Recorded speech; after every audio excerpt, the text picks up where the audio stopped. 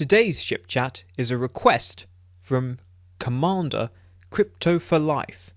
If you want to request a topic for a video, then consider joining at the Commander tier. Thank you guys very much. So, today we are looking at the Proxima Class Battleship. Now, this is of course a beta canon design. It actually comes from Star Trek Legacy, which is surprising. It actually looks very FASA to me. Very reminiscent of some of the FASA ships, but no, it's from Star Trek Legacy by Bethesda that came out in, I think, 2006. There's not much else to it behind the scenes wise, but I will just get out of the way my personal perspective on original series era battleships. You see, I'm not so certain of the whole concept, partially because it would invalidate stuff like the Excelsior. It also makes the Enterprise less significant, which I'm not too fussed about, because the Enterprise in the original series is just one ship in the fleet. It's not really suggested that it is a flagship so much. So the issue I really have with original series era battleships is I don't think they would work in the kind of situation that you have in the 23rd century, which is vast open spaces with very small fleets. The fleets of the Federation, the Klingon Empire, compared to the amount of space they control, are quite small. It's more about maneuver warfare and deep space engagements than it is, the big massed fleets of the 24th century. So, in such an instance, battleships don't really have much of a place. I also get into the fact that on memory beta, it's listed as 500 meters long. Now, I've scaled it next to a Constitution, and it is not 500 meters, maybe about 350, I would say, which I actually think is quite reasonable. That would put it in the same vicinity as about the Klingon B-10, and that means they're still both smaller than the Excelsior. So it works in terms of scaling. I don't know what that 500 meters is all about. That seems a bit excessive behind it. But like I say, I'm ambivalent about the whole concept of 23rd century battleships. Get that out the way. But in any case, I think I have a reasonable idea of why it might have existed and what its use might have been. So, without any further ado, let's talk about its in-universe explanation. So, in the 4 Years' War, one of the things that really comes out of the early years is the problems of large, heavy cruisers. Something you'll see is actually a lot of, from the late 22nd and early 23rd century, is that they're, as well as these ships being built for long-range exploration, obviously they're not as fast as their later counterparts, so they have to have more provisions for long journeys. And also, this is a time of huge expansion, so there's a lot of colonization going on, and these ships will almost certainly be doubling up as colony ships. You look at stuff like the Walker or whatever, and they're definitely doubling up as colony ships as much as they are, general use starships. And when that comes to the 4 Years' War, that really hurts the Federation in the early years, because they found that these large ships that aren't that fast, they might well be powerful, but they'll just get swarmed by packs of smaller Klingon ships. Some of them are a bit more powerful. You'll probably have a D6 as well, but, generally it will mostly be Raptors and D5s swarming them, and they just become isolated and destroyed. And that's really what happens in the 4 Years' War. And Starfleet basically realizes that large cruisers or battleships like that are not going to work, and the way to go is kind of more high-performance, heavy cruisers like the Constitution. Now, there's a little bit of doubt gets thrown in when we get to the Klingon War of 2256. Because what happens there is the Klingons get some old Romulan cloaking devices, not even cloaking devices, sensor screens at this point, but they get some old Romulan sensor screens, and they also, because of the Klingon Civil War that has been raging for about 10 years at that point, the Imperial fleet has basically just abandoned. It's been left in dry dock, and they mostly actually have fallen back on ancient house ships or colony ships, and those are what they then end up using in the War of 2256. Now, how effective those vessels were is highly questionable, and it's actually more likely that the real effectiveness was brought in once they started mobilizing some of the more typical ships, or it was more due to specifically the sensor screens. The threat was much more imminent than in the 4 Years' War, where most of the combat took place in deep space, in and amongst those sort of that colony border region, and it was a war of maneuver. This time the Klingons make a beeline for the Federation core, and there's real concern about these ancient Klingon battleships that are going to overwhelm your planets and blacken your skies. Whether that was at all a rational fear is debatable, but that was a fear.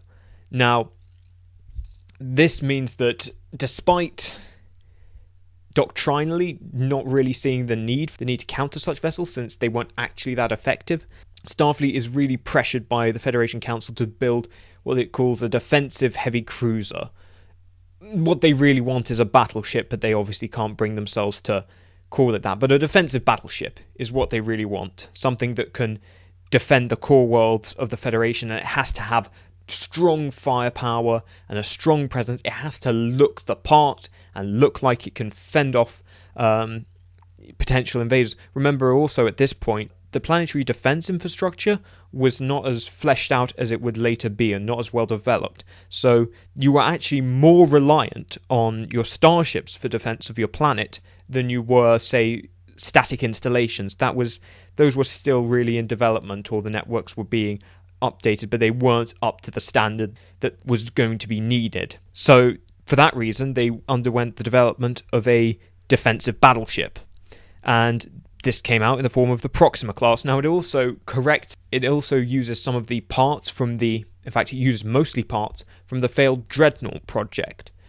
The Dreadnought was there really just to be more of a deep space battleship to kind of follow along with the Constitution, but it was found to be an unsound design with that third nacelle. What they go for with the Proxima is a quad nacelle design. Now, I've talked previously in both the Nimitz video and the Constellation video about the issues Starfleet has with building 4 nacelle designs, particularly in the 23rd century. It's simply a problem of power. You normally don't have enough power to run 4 nacelles at once, and certainly not on these older reactor systems. Remember, these are still the horizontal Archer-style reactors. The Proxima solves this by having a twin engineering hull design. So you have the saucer section and then 2 engineering hulls attached to it, and in each of those is the same engine as was in the Dreadnought class, but you have 2 of them, and they will power the 2 nacelles on each side, which means that you actually have a fully powered quad nacelle design. Now, you have to have 2 reactors to pull it off, but you can make it work. Now, there are, of course, real issues to that. For starters, you've got to get the 2 reactors to work together, and you've also got to then get the 4 nacelles to properly synchronize, and then add to that, you're running 2 reactors at the same time. So to say that this was a gas guzzler would be an understatement. They really would get through antimatter quickly.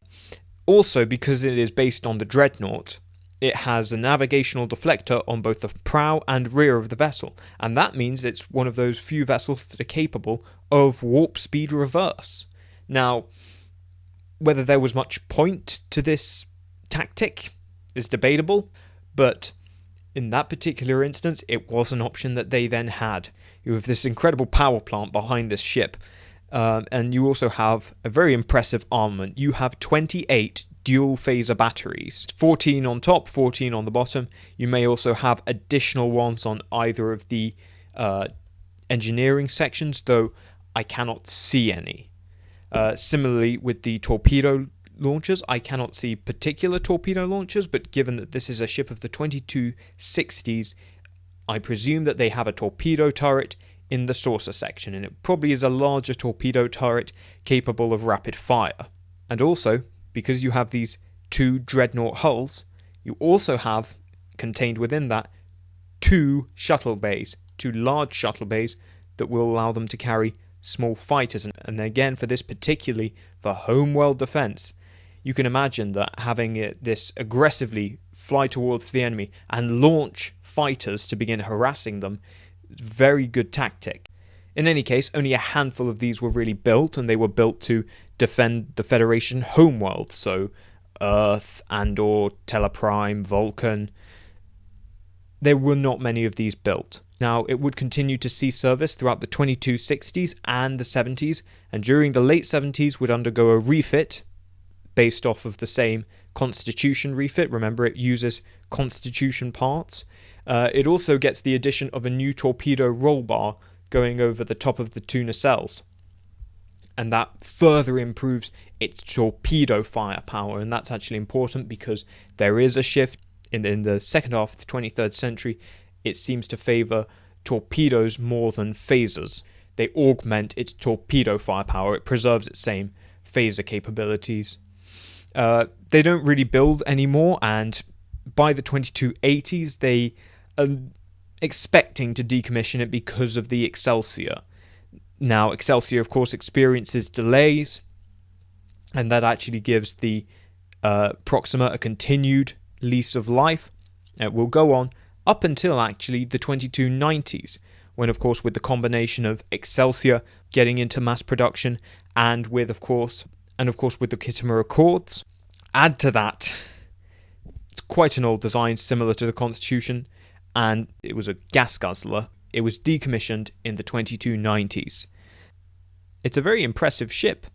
It's a very impractical ship as well. And it never really saw use outside of the core systems. And in a real conflict, there weren't going to be enough of them to make a difference, and nor were they ever going to be likely in a position to ever make a difference, aside from, the final defense of any homeworlds. But, in a typical conflict, they would not really see much action. The Proxima is really more of a political and propaganda tool, more designed to reassure the Federation citizens and reassure allies and potential new members of the strength and security of the Federation. But in reality, Uber ships like this are impractical and really have no place in a 23rd century battle space. This was a battle space of speed and maneuver, and there is no place for big behemoths like this or the Dreadnought, really. Uber ships like this have no place in the 23rd century battle space.